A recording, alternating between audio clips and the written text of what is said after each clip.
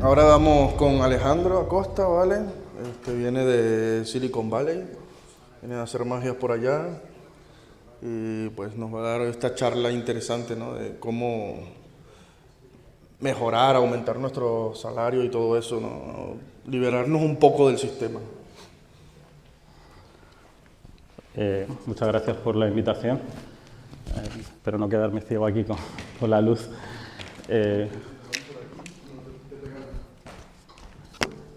Me presento rápidamente, soy Alejandro.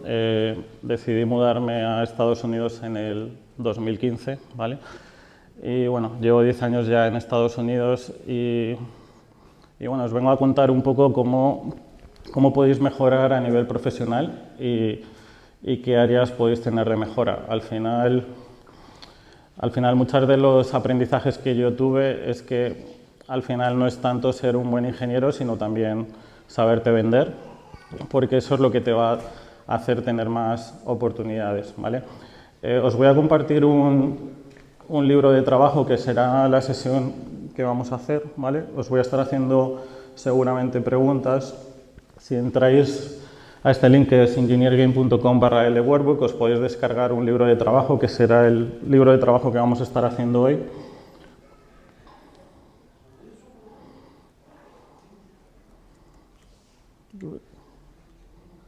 Efecto demo.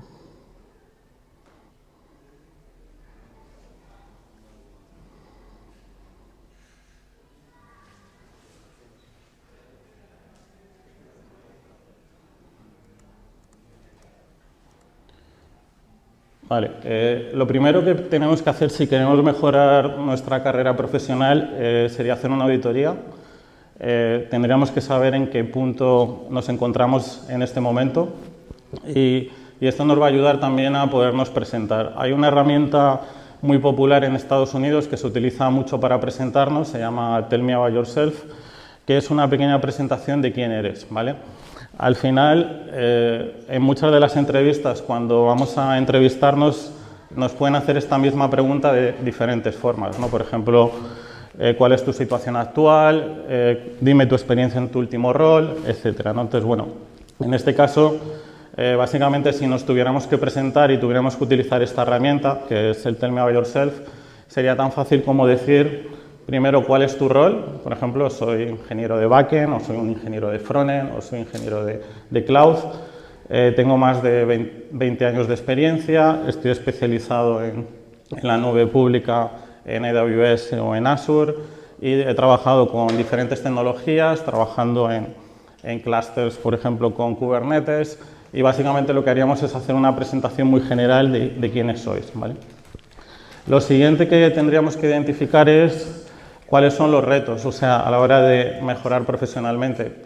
A veces no tenemos esa autocrítica de poder decirnos a nosotros mismos qué áreas deberíamos de mejorar, ¿no? Y principalmente, dónde te gustaría llegar y qué tendrías que mejorar, ¿vale? Me gustaría hacer un pequeño ejercicio con todos vosotros. Os voy a pedir que os levantéis, así os despertáis también. Así que si os podéis ir levantando, por favor.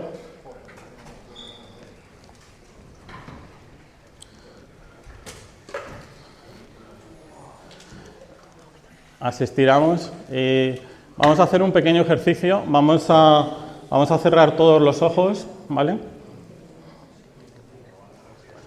Y bueno, si podéis ir cerrando los ojos todos, vamos a intentar relajarnos ya que es viernes y vamos a intentar descansar. Vamos a inspirar y expirar y vamos a conectar un poco con nosotros mismos, un poco con el presente y nos vamos a pensar que bueno, hoy es un día de trabajo. Los que no tenéis trabajo, pues bueno, imaginaros que estáis en el trabajo. Vais a llegar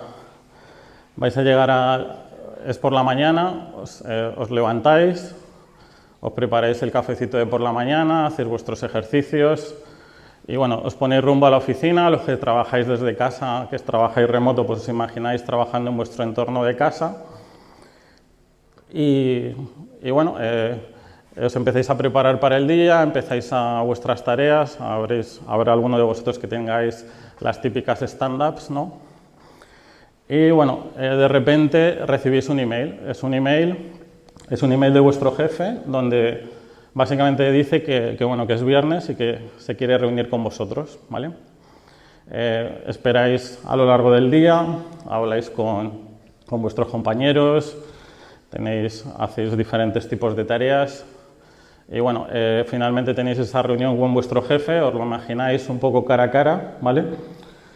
Y digamos que de alguna manera pues bueno, ya entráis a la oficina o entráis a esa sesión de Zoom, si es una sesión virtual, y bueno, vuestro jefe os dice que bueno, que os tiene que dar una noticia y que lamentablemente pues no va a poder seguir contando con vosotros y que bueno, la empresa desgraciadamente acaba de entrar en bancarrota y va a cerrar. Como la empresa se ha quedado sin dinero, no va a haber despido improcedente, no va a haber finiquito, no va a haber nada. Os veis automáticamente en la calle, habéis perdido vuestro trabajo y esta persona os dice que, bueno, que lo siente mucho, es un factor externo, pero la empresa tiene que cerrar y que, bueno, si necesitáis alguna recomendación, pues él estará encantado de recomendaros, ¿vale?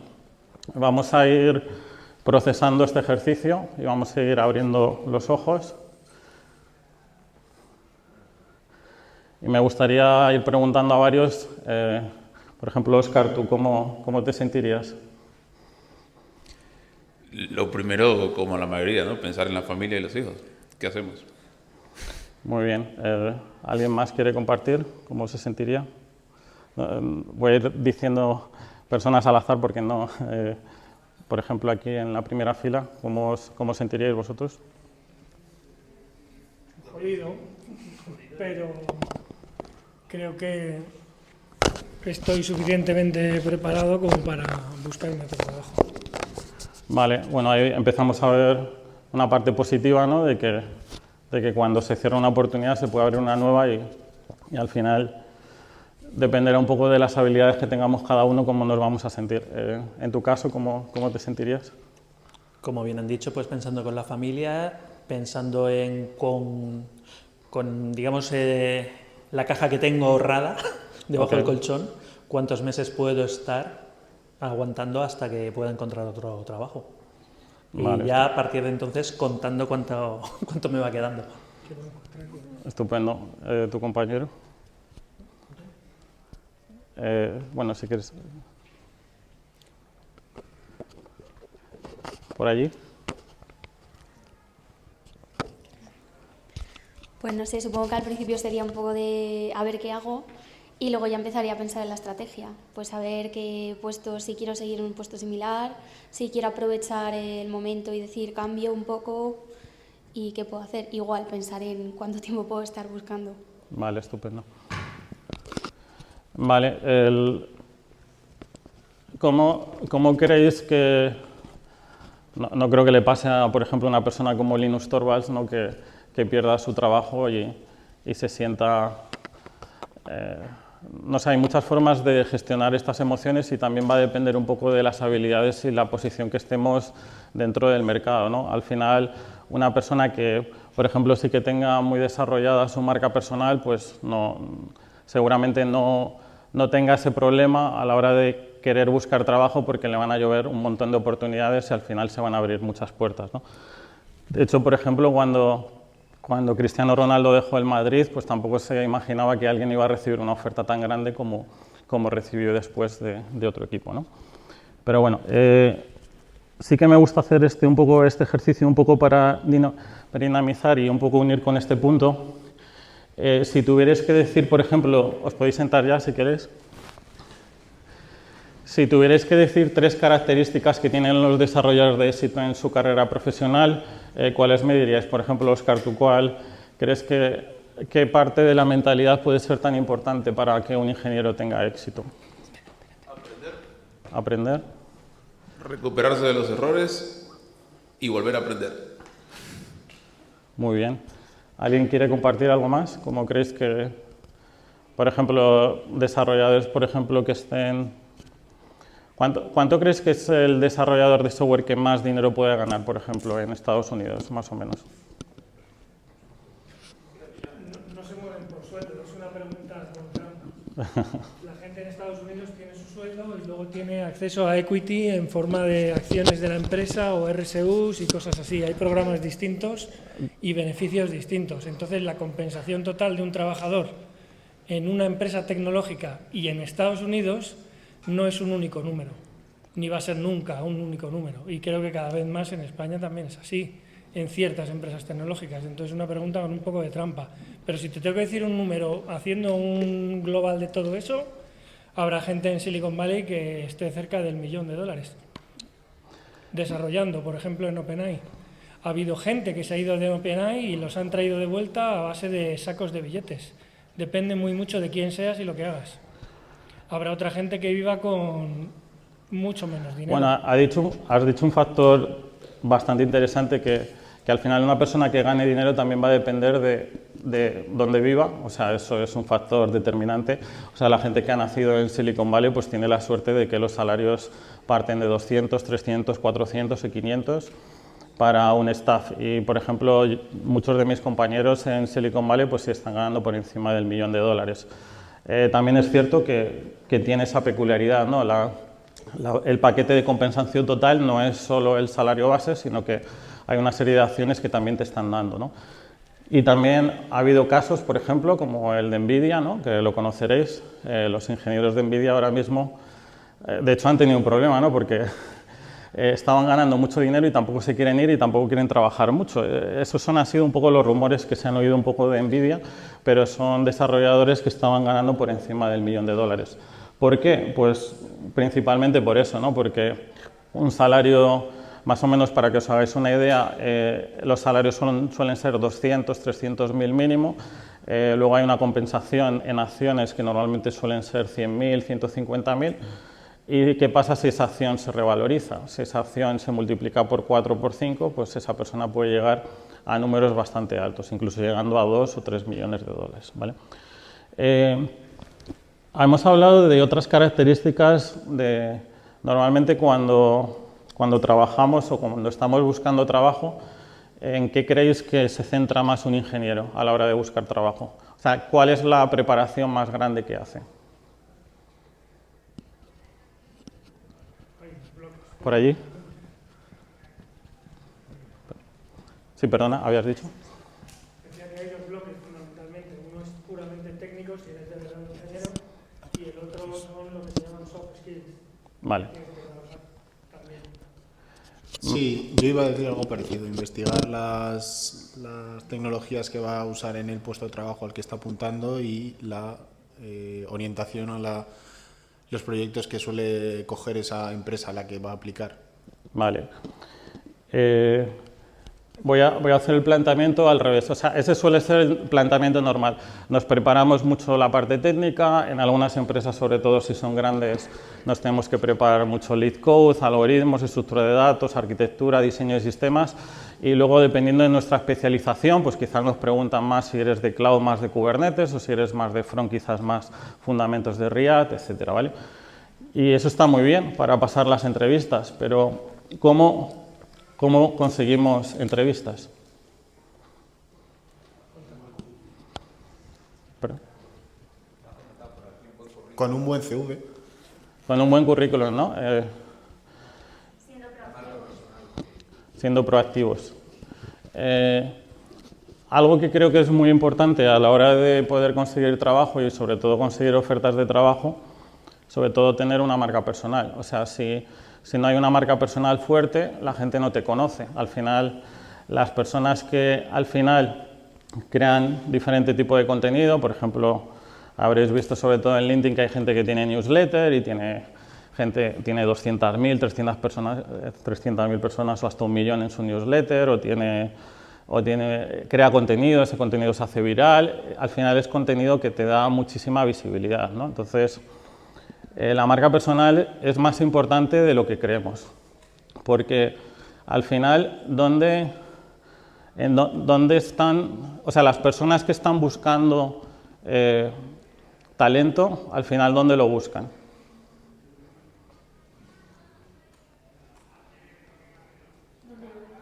¿El qué? Donde lo ve en las redes sociales, LinkedIn. ¿Y cómo te encuentran? Con interacciones.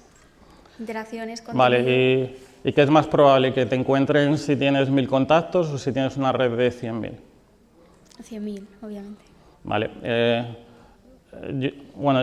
Quizás es porque la red que más conozco, yo he estado trabajando 3 años en LinkedIn, ¿vale? He sido ingeniero de infraestructura como staff engineer.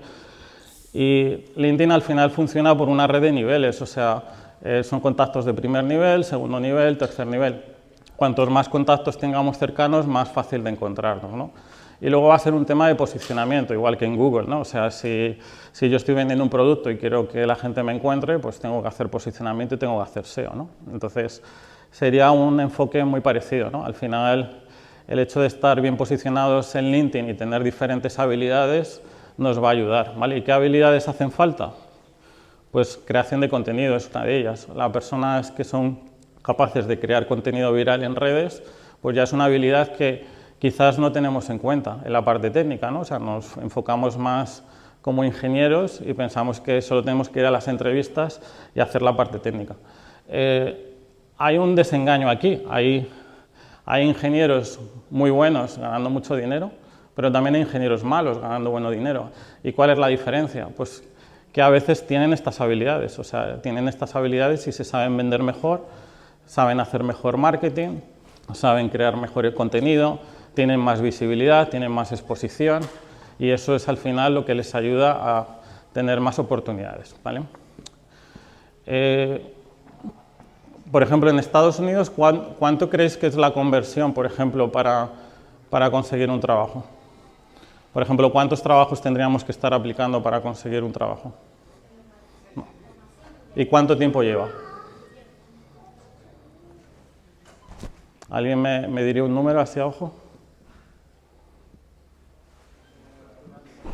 ¿Perdón?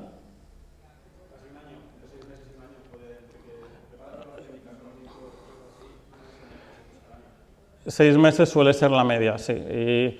Y la media está más o menos en un 5%, sobre todo si estás trabajando para Estados Unidos y estás eligiendo las empresas para las que te gustaría trabajar. O sea, si pudiéramos hacer una lista de 100 empresas, seguramente conseguiríamos, después de mucha preparación, constancia, etcétera, seguramente un 5%. ¿Esto qué quiere decir? Que tendríamos que entrevistarnos para 100 empresas para conseguir 5 ofertas de trabajo.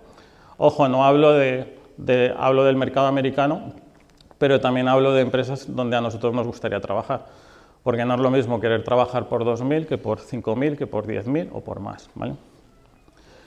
Vale, ¿cómo está ahora mismo el mercado en España? O sea, ¿cuánto más o menos puede ganar un ingeniero de software? ¿Cuánto creéis que está el tope ahora mismo? 50. ¿Alguien dice más? 150 sería como el techo, ¿no? Bueno, aproximándose, probablemente. Vale. ¿Alguien está ganando aquí 150? No sé, pregunto. Vale, ¿qué ocurre de aquellos de todos vosotros que estáis ganando 50? Si yo os llego con una oferta de 20, ¿qué decís?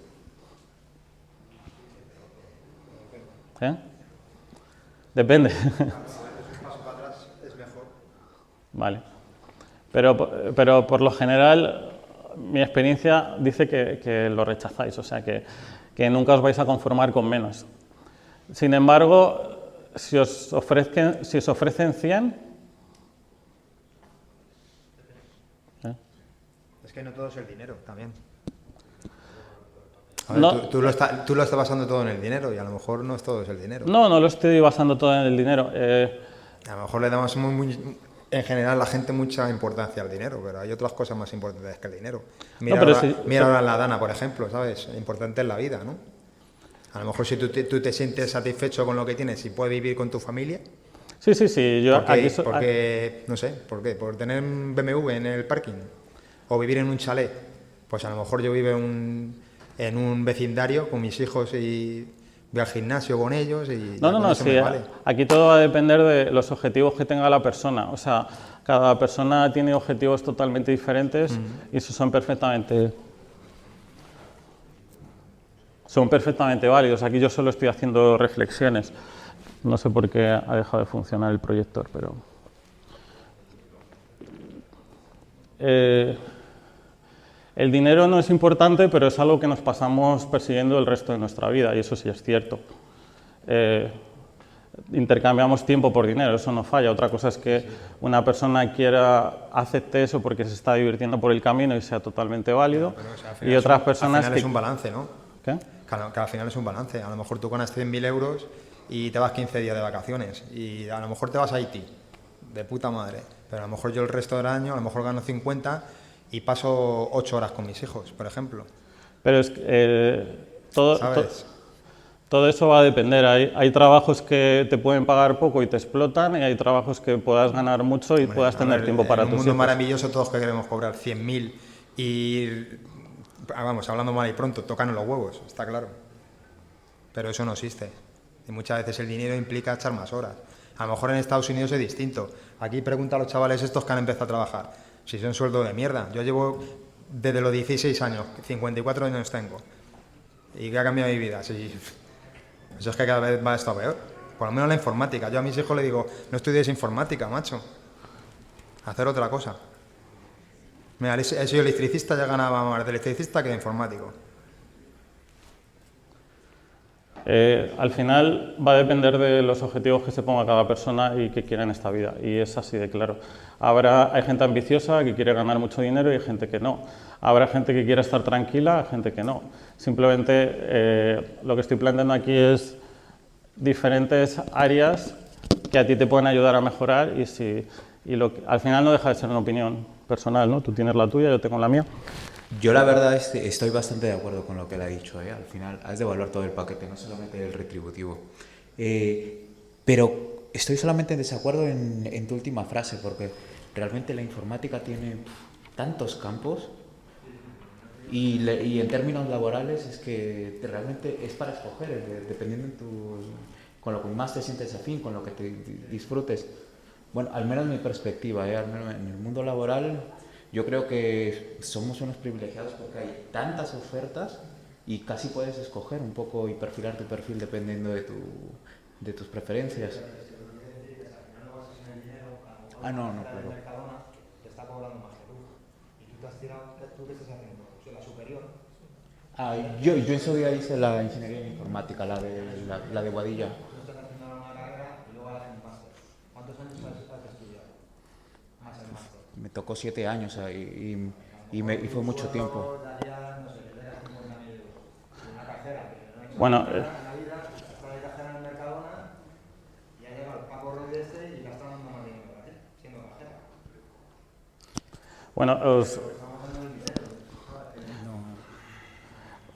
Tú estás en esto porque te gusta. A mí personalmente me gusta mucho mi carrera. Por vocación, ¿sabes? Yo soy informático por vocación. Si no os importa, vamos a dejar el debate, luego si tenéis más preguntas podemos seguir al final. Al final va a depender de lo que quiera cada persona y los objetivos. Yo estoy totalmente de acuerdo contigo con el tema de la educación y que quizás tener que estudiar 7 años quizás para no conseguir el trabajo que tú quieres, pues quizás no es la mejor forma, ¿no? Pero bueno.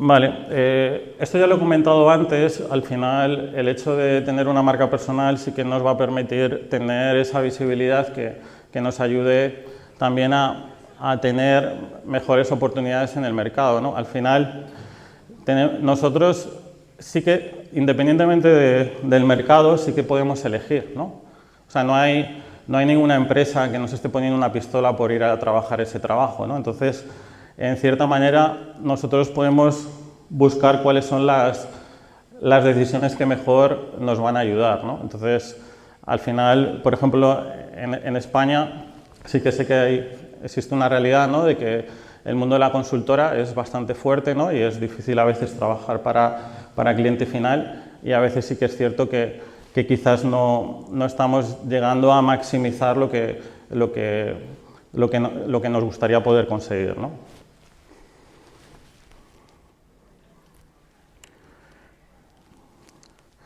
Vale, si tuviéramos que buscar trabajo, al final uno de los pilares que creo que son más importantes es saber sobre todo dónde queremos trabajar, ¿vale? Al final, muchas de las veces que estamos buscando trabajo, trabajamos totalmente por inercia, ¿vale? Y realmente no nos hemos parado a pensar cuál sería la mejor empresa para trabajar. ¿Cómo podemos tomar ese tipo de decisión? Sobre todo conociéndonos, ¿no? Al final, cada persona es totalmente diferente, muchas veces ese patrón para encontrar esa empresa puede ser una parte técnica, o sea, puede ser a nivel de tecnología que nos gustaría aprender, pero también hay otras áreas que podrían ser interesantes. Por ejemplo, en mi caso, que tuve la suerte de poder trabajar en LinkedIn, a mí sí que me gusta toda la parte de búsqueda profesional, poder ayudar a las personas, sí que me sentía un poco alineado con la misión o la visión de la empresa, ¿no? ¿Esto qué quiere decir? Pues que quizás a vosotros hay gente que le gusta el trading o le gusta la bolsa, y hay proyectos súper chulos como desde un Robinhood o un Coinbase o cualquier otro tipo de plataforma, y quizás podríamos buscar oportunidades en ese tipo de empresas también. Otras áreas, pues los hobbies, o sea, lo mismo nos gusta, no sé, cualquier tipo de actividad, y la empresa que trabaja, pues nos sentimos mejor con ello, ¿vale? Otra cosa muy importante a la hora de buscar el trabajo seguramente es gestionar un poco el apego a ese resultado, ¿no? Al final, en muchos de los casos, como habrá muchas de las veces nos dirán que no quieren trabajar con nosotros, al final lo que podemos trabajar es un poco ese apego, ¿no? Intentar no tener ese apego a ese resultado y tomarlo como un proceso, ¿vale? Por eso, por ejemplo, el nombre de mi proyecto, que es Engineer Game, pues prácticamente lo que hace ver todo este proceso de búsqueda de trabajo y de encontrar un trabajo mejor que se alinee a tus objetivos, pues lo veo como si fuera un juego, ¿no? Como una parte de aprendizaje donde básicamente vamos a aprender, vamos a ver cuáles son los retos, cuáles son las preguntas e ir aprendiendo de ese proceso, ¿vale? Cuantas más entrevistas hagamos y más practiquemos, pues mejores al final serán esos resultados, ¿vale? Eso siempre teniendo en cuenta que habrá un proceso de aprendizaje y tendremos que aprender diferentes habilidades que nos ayuden en ese proceso, ¿vale? La otra parte que es bastante importante es la parte de networking, cómo vamos a llegar a esos recruiters, esos hiring managers, esas personas que pueden tomar esas decisiones. Para eso es muy importante, por ejemplo, tener una habilidad como la venta, la venta tanto uno a uno o la venta a través de conversaciones. Eso nos va a ayudar sobre todo a tener más reuniones con esas personas que están tomando esas decisiones y nos ayudarán a tener más volumen.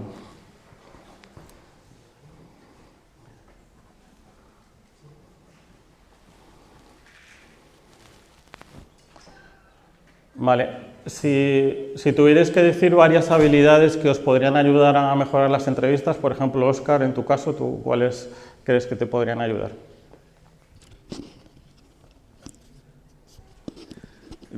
Supongo que algo que no hago yo mucho es ver las empresas mucho antes de las entrevistas. Eso podría ser algo. Es decir, no me meto en qué están buscando específicamente, sino en lo que yo sé hacer.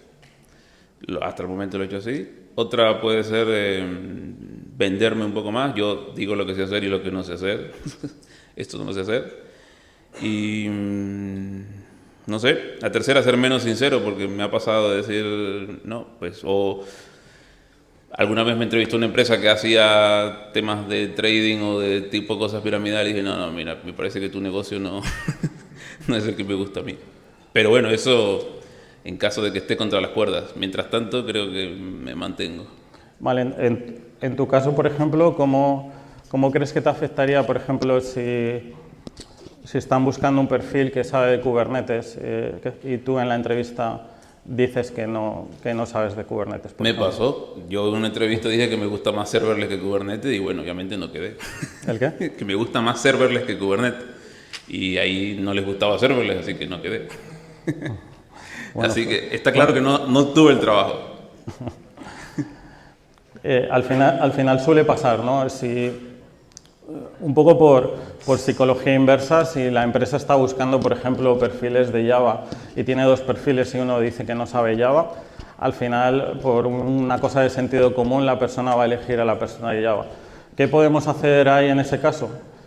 Aprender, es lo único que podemos hacer. Al final, si queremos esa posición de trabajo, al final, de hecho, es lo que suele pasar cuando te entrevistas en empresas grandes tipo Google o Facebook. Al final prácticamente las personas se preparan como si fuera una posición, o sea, hay un examen y donde tienen que ir a pasar las pruebas. Entonces, es un poco tu responsabilidad verlo. Es una forma como de cambiar el chip y de que las entrevistas realmente son como un examen que tú tienes que pasar. Y si no pasas las pruebas como ellos querían, pues al final lo más seguro es que no consigas ese trabajo. Entonces, sí que es cierto que hay una parte de picardía, ¿no? Una parte de intentar aprender o de intentar buscarte la vida para aprender esas cosas siempre que sea el trabajo donde tú te gustaría trabajar. Vamos a ser realistas, la mayoría de las personas aquí, si somos ingenieros y tenemos buenos fundamentos, no nos debería demasiado trabajo aprender un nuevo lenguaje de programación. De hecho, suele ser lo normal, ¿no? O sea, dentro de empresas nuevas, yo he tenido muchos compañeros que han tenido que aprender Go en una semana o aprender Rust, por lo menos los fundamentos, en 2 o 3 semanas y empezar a trabajar en ese nuevo lenguaje. Entonces, al final, si somos ingenieros, al final no deberíamos de encasillarnos tanto como un lenguaje, sino somos ingenieros, tenemos buenos fundamentos, tengo la capacidad de poder aprender una nueva tecnología, la aprendo, ¿no? Además, es lo más normal, ¿no?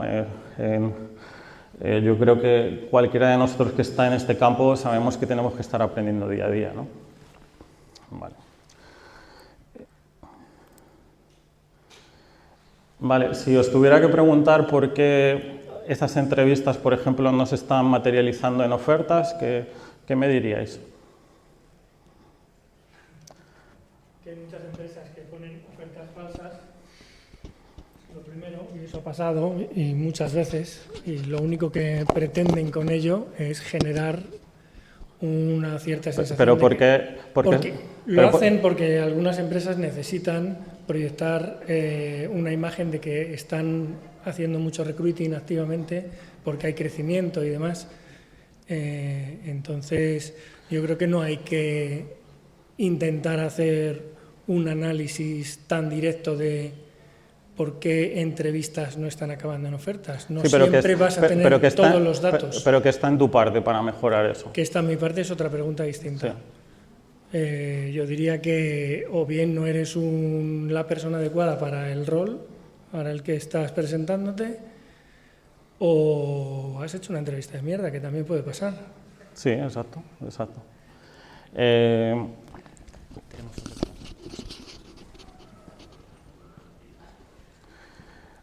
Bueno, al final, si tú has cualificado bien las empresas y dónde te gustaría trabajar, sí que es cierto que hay buenas compañías para trabajar también en España. De hecho, hay muchas compañías americanas que están abriendo oficinas aquí. Por ejemplo, Adobe tiene oficinas en Barcelona, por ejemplo, PagerDuty acaba de abrir oficinas aquí en Madrid, The Workshop, que es una empresa de Londres. Y no sé, me cuesta un poco creer que este tipo de compañías pues pongan ofertas falsas. Por lo menos estas empresas reconocidas, no lo he visto. Otra cosa es que puedan cambiar las condiciones o que, no sé, que venga una pandemia y acabe haya un hiring freeze. En esos casos es totalmente incomprensible, pero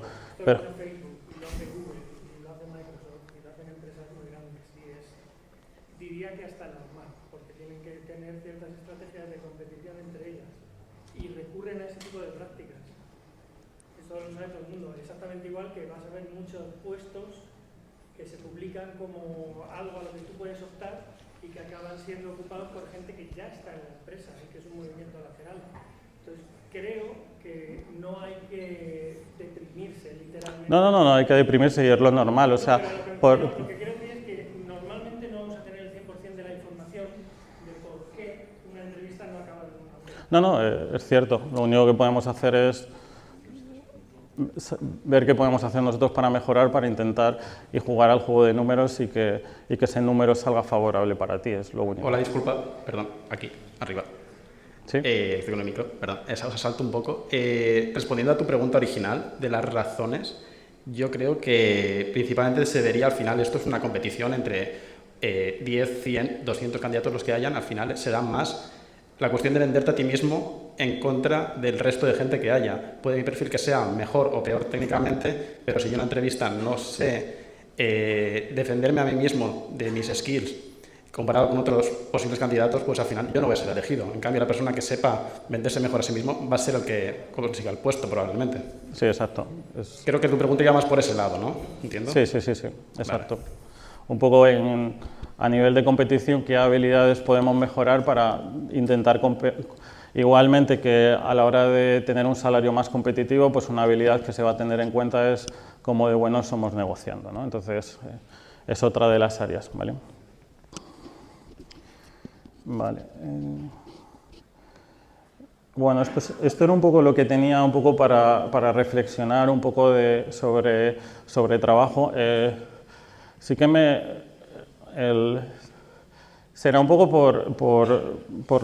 por ejemplo, uno de mis alumnos que es Antonio, empezó a trabajar el año pasado, hace 1 año y medio, estaba en una compañía como GMV, estaba ganando solo $30.000, se pasó a The Workshop con un salario de 70 y ahora hizo solo una entrevista con PagerDuty y consiguió una oferta de 130, o sea que al final sí que hay gente que está consiguiendo pues, los resultados que a él le gustaría, ¿no? El mercado puede ser cruel, el mercado puede ser duro y puede que a veces no consigamos lo que queramos, pero al final es un tema bastante de preparación, sobre todo para si queremos trabajar en empresas grandes, ¿vale? Y bueno, con esto me gustaría cerrar un poco la reflexión, no sé si tenéis alguna pregunta. En el caso de que estéis pensando en cambiar profesionalmente, podéis entrar en engineergame.com. Ayudo a desarrolladores básicamente a que puedan llegar a sus objetivos. Cada persona, como he dicho antes, tiene unos objetivos totalmente diferentes. Sí que me gusta pensar que la situación que está cada uno sí se puede mejorar. Y bueno, si tenéis alguna duda o alguna pregunta, pues... Sí, yo por aquí otra vez.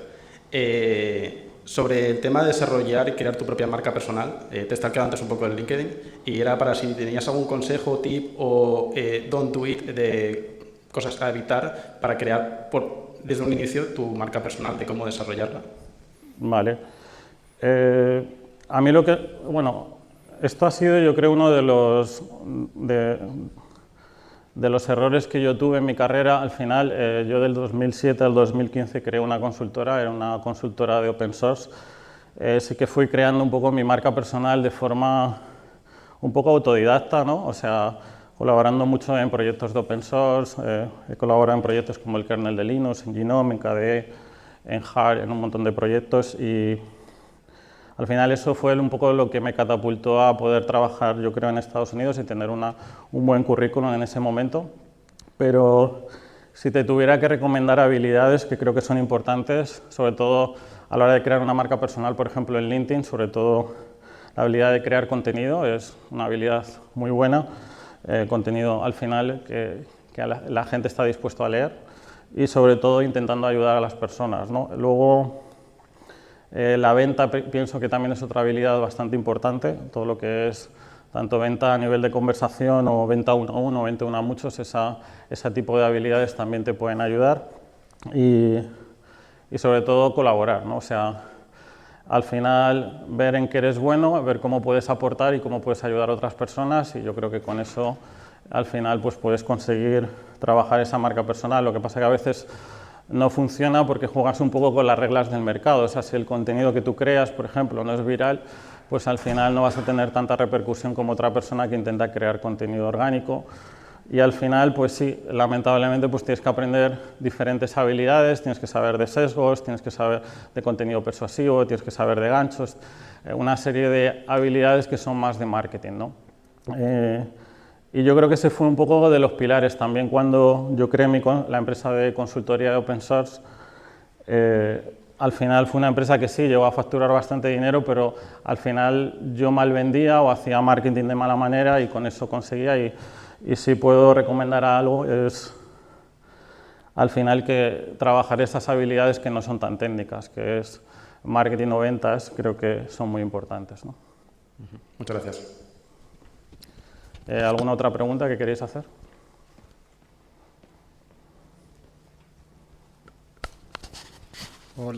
Hola, buenas. Quería preguntar y aprovechar, ya que has dicho que has estado trabajando en LinkedIn, el tema del marquito este del Open to Work, porque yo tengo entendido que eso repele bastante a la gente que quiere contratar a otras personas, porque es como que da una sensación de desesperación. Ha sido un tema un poco polémico. De hecho, me acuerdo cuando puse que la gente no debería de usar el Open to Work, también me gané unas buenas críticas por esa parte. Al final es un poco como lo quieras plantear. Una persona que tiene talento y que tiene las habilidades y que es importante dentro de lo que es el mercado, pues generalmente no tiene que anunciar que está abierto en el mercado y seguramente los recruiters o los hiring managers le van a contactar directamente, ¿no? Entonces, por eso, en mi opinión, soy partidario de no ponerlo, ¿no? Hay una opción, de todos modos, del Open to Work para que lo vean solo los recruiters, que también es otra opción.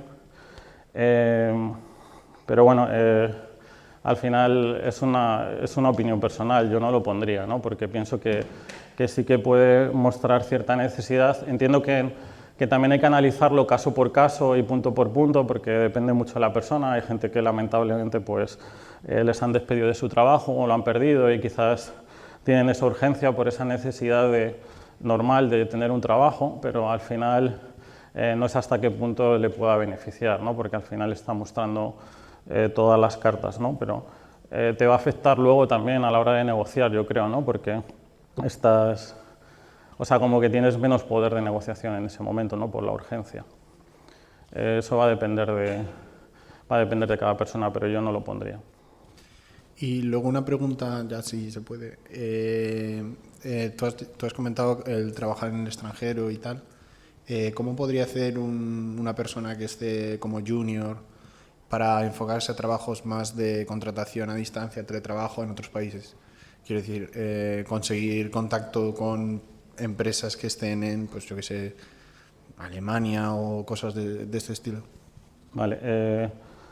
Bueno, para Europa es más fácil porque al final no hay visados de por medio, pero si tuvieras que trabajar para Estados Unidos, ahora mismo es prácticamente imposible. O sea, o te vas a estudiar o empiezas a aplicar una visa de persona extraordinaria o haces la NW, y eso te puede llevar 2 o 3 años. Entonces, normalmente mis alumnos en Latinoamérica generalmente lo que hacen es maximizar el salario en su país para luego poder ir tramitando esa visa en 2 o 3 años y poderse ir a Estados Unidos. El mercado también depende un poco de los objetivos y lo que tú quieras ganar y en qué parte te quieras enfocar. Claro, si os digo números aquí diríais pues, que parezco que estoy exagerando, pero por ejemplo tengo un alumno en Argentina, en Buenos Aires, haciendo $500,000, está con 3 trabajos. Otro alumno en México que está por 17.000 al mes, también con 3 trabajos. Alumnos en México por 130. Al final todo depende un poco de lo que queráis vosotros y cómo queréis optimizar esto. Respondiendo a tu pregunta un poco al tema de si quisieras irte a Estados Unidos, normalmente como perfil junior pues siempre va a ser más complicado. O sea, sí que es bueno primero hacer experiencia, por lo menos de 3 o 4 años en el mercado local, y a partir de 3 o 4 años ya irte, porque al final el mercado americano es de alguna forma el mercado más competitivo que hay.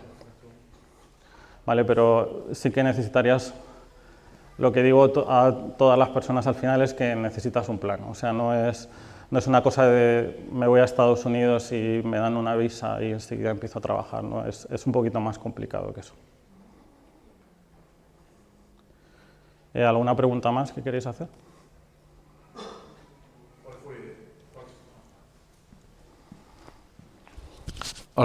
buenas, muchas gracias. A mí me ha surgido una curiosidad por saber en qué contribuiste en el kernel de Linux.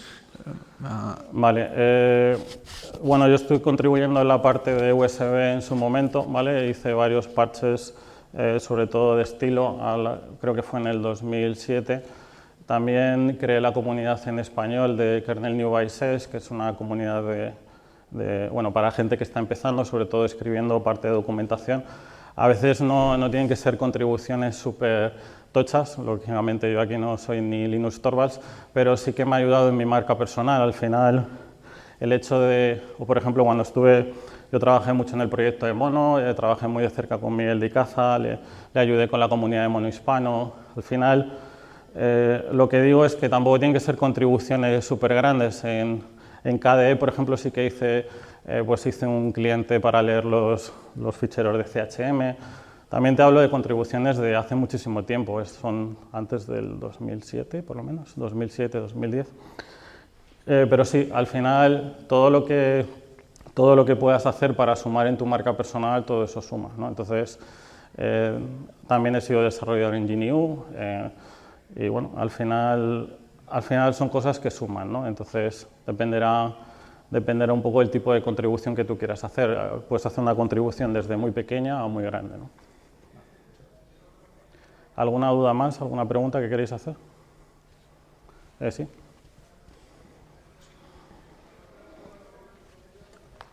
Gracias.